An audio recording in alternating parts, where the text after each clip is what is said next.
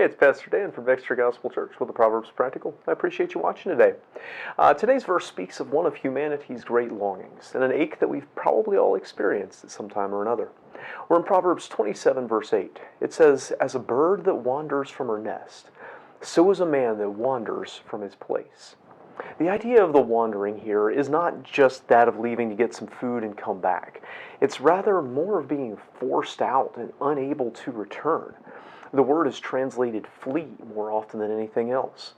The bird is often safest and most comfortable in its nest, but now it has been forced out and it can't return.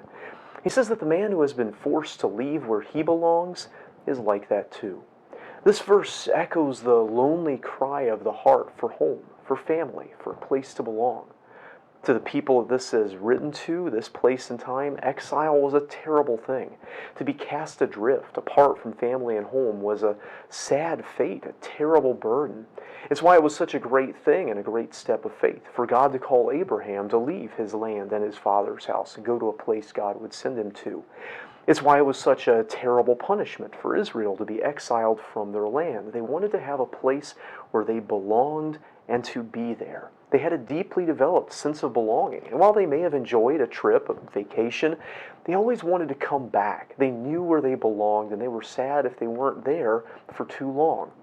For us, on a spiritual level, this whole world is the place of our pilgrimage, our place of wandering, our exile, in a sense. We who have believed in Jesus Christ no longer belong here. We belong with God in Christ Jesus. We are now fitted for streets of gold in a heavenly city, and we shouldn't get too comfortable here.